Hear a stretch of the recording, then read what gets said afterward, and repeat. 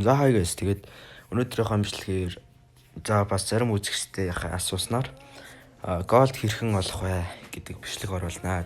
Эхний арга бол онгуут. За ерөнхийдөө бол хамгийн баталгаатай тэгээд ер нь профит нь дажгүй арга гэвэл за яг season-ы скин тэгээд энэ юу байгаа. За одоо энэ graffiti pack байна тий. За тэгээд одоо нөгөө sticker pack гэж бас байдаг шүү дээ тий. За энэ мишнуудаа биелүүлээд тэгээд эднэрийгээ цуглуулад тухайн season дуусныхаа дараа зарах замаар голд олж болно. За жишээлбэл хэдүүлээ marketplace руу ороод харъя л та. За сүүлд бол одоо syndicate дууссан байгаа. Гэхдээ одоогор бол marketplace дээр хараахан худалдаалагдаж амжааг байгаа. За би бол тэрнээс өмнө ингээд Syndicate graffiti pack, Syndicate sticker pack гэдэг энэ хоёрыг авсан байгаа. За тэгээд доошоо бол энэ Syndicate weapon crate-үүдийг ингээд авсан байгаа. Эднэрийг ерөөсөө задлах болохгүй. Задлах юм бол за яг задлаад скинээр нь зарах юм бол үнэ нь бүр маш ундаг. За би та нарт бол одоо жишээгээр харуулъя. За сүүлд бол Cambit marketplace дээр гарч ирсэн. За яг ингээд crate задлаад буугаар нь ууных нь скинээр зарах юм бол за 168, 177. За эпикүүд нь бол 4, 350. За чармнууд нэг иймэрхүү гэх мэтчлэн байна. За тэгээд бүр үнэтэй эпик гэвэл 876, legendary 1377.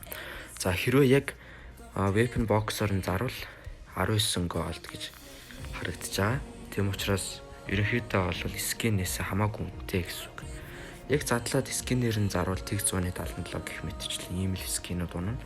За хэрвээ crate эсвэл box хадгалж байгаа зарвал за иймэрхүү нэр зарах нэ. За тэгээд цаг хугацаа явах тусам эднэрийг чинь үнэ ихсэн. За одоо нөгөө чармнуудаа задлаад зарах юм бол 537, 580 гэх мэтчлэн зарагдаж байна. За хэрвээ задлахгүйгээр шууд чарм пакер нь зарыг гэвэл за одоогор 21 голдоор зарагдаж байна. Гэх мэтчил нэг иймэрхүү байгаа. За тийм учраас манайхан бас юу gold pass аваад бүр glow case мэсийг авсан хүмүүс байх юм бол энийгээ задлж болохгүй. За яг задлаад за энэ хоёр glow бол унах магадлал бол их бага. Тийм учраас ер нь бол шууд кейсээ хадгалж байгаа зарснаас амар өндөр профиттэй байдаг шүү. За нэг иймэрхүү байна. За энэ weapon case ч мөн ялгаагүй. Задлаад бол ямар ч ашиг байхгүй та нарт. Эндээс угаасаа arcane унах магадлал бол маш бага. Тийм учраас шууд байлгаж агаад кейсээр нь зарсан дээр байгаа. За зарим хүмүүс гайхчих магадгүй яагаад ийм олон fable box-нууд авсан юм бэ гэж.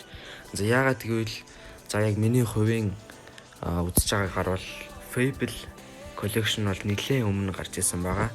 За та нарыг харж байгаачлан яг анхны энэ хитэн ивентүүдийн дараа Fable гэд гарч ирсэн байгаа. За тэгээд Fable-ийн box crate утгагүй алга болоод скин болон утганууд нь утгагүй үнд орно гэж бодож байгаа. Тэгээд би баахан box авсан. Энийг одоо Fable box-нууд алга болохыг хүлээж байгаа зарнаа гэж бодож байгаа. За хоёр дахь тип бол marketplace дээр скин ярилж байгаа гэх юм уу. За яг season дуусны дараа бол яг season дуусаад шинэ season эхэлж байхад бол скинүүдийн үн бол амар ундаг. За ер нь энгийн үеэс нэг 10-аас 20%-аар буурдаг гэх юм уу. За зарим нь бүр 30-30%-аар ч буурч болно. За жишээлбэл одоо Shogun Strips-ийг харъя л та.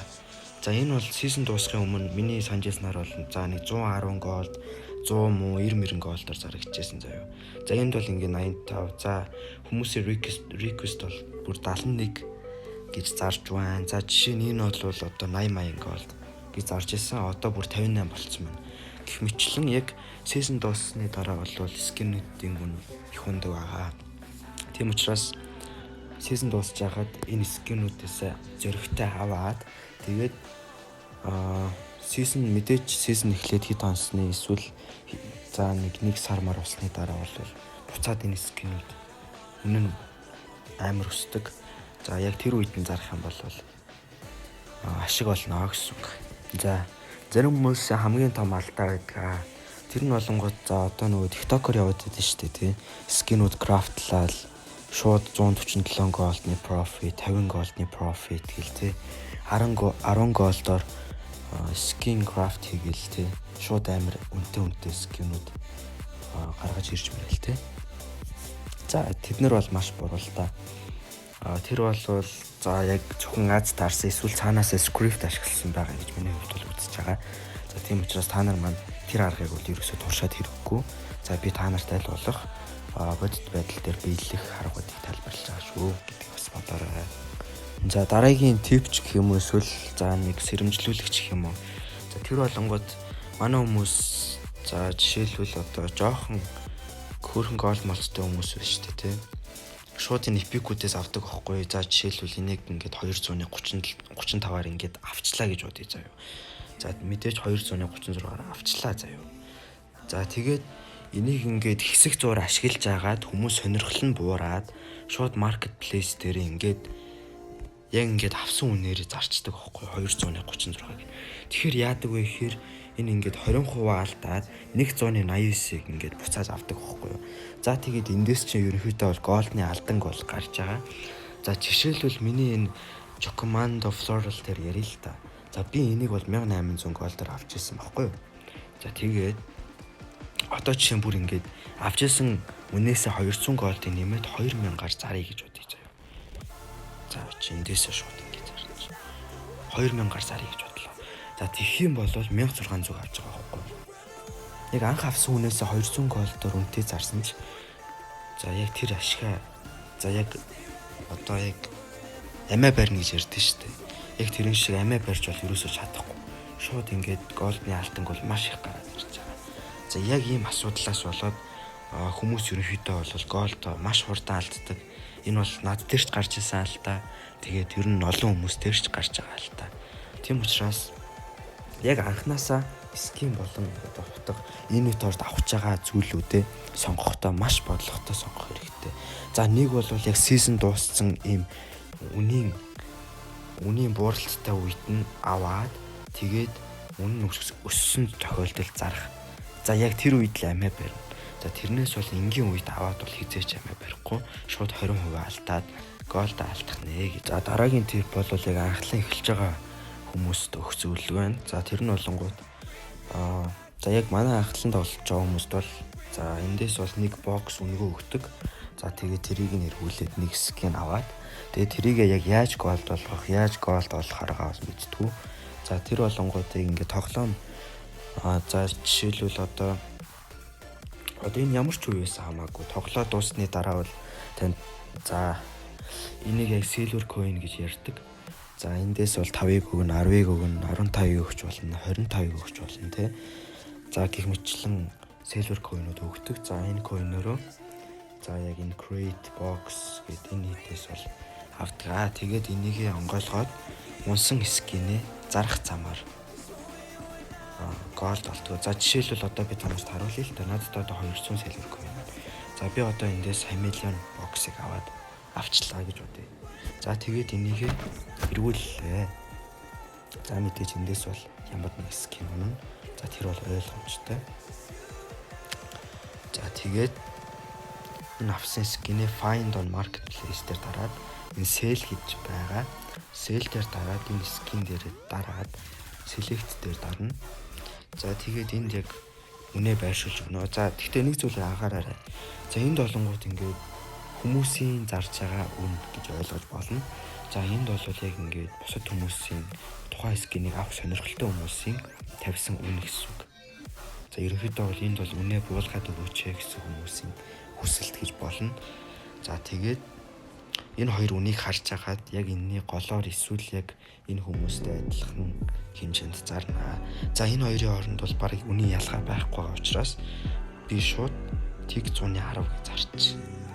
За тэгэх юм бол шууд энд ингээд автоматар зарагдаад за history-го харъя л та sales history дээр дарвал энд ингээд зарагдсан байх болно.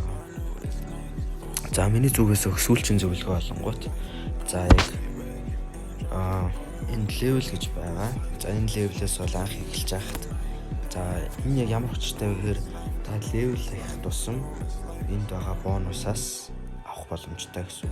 За жишээ нэг level дээр ийм үнэгүй нэг box авна, 2 level дээр 20 зоос авна, 3 level дээр үнэгүй box, 4 level дээр 20 зоос гэх мэтчлэн ингэж явдаг байгаа. Level их тусам за урамшууллууд нь ингээд өөрөөр болно гэсэн. За тэгээд за энэ бол яах. За дараагийнх нь болонгууд энэ Commander Pass. За зарим хүмүүс төр бол Starter Pass гэж байгаа. Энэ дээр энийг яг яадаг вэ гэхээр за жишээлбэл Starter Pass дээр болонгууд дээр нь mission гэдэг хэсэг байгаа. Тэрэн дээр бол ингээд daily mission за эсвэл өөр мишнүүд харагдана. За тэд нарыгаа биелүүлээд тэгээд тэрэн дотроос зоос авна. За эсвэл fragment box гэх мэтчлэн авнаа. За энэ хүмүүний зүгээс бэлтгэсэн голд олох, аль болох бодиттой аргаар голд олох типүүд маань энд хүрэх дуусч байна. За тэгээд бичлэг таалагдсан бол лайк болон субаа дараарай. За одоогоор бол 200 subscribers-тай болсон байна. За энэ бол маш том амжилт, ялангуяа эхэлж байгаа надад бол. За тэгээд та нарын ачаар би энд хүрсэн гэдгээ бас хэлмээр байна. За тэгээд дараагийнхаа бичлэгээр болцгаая.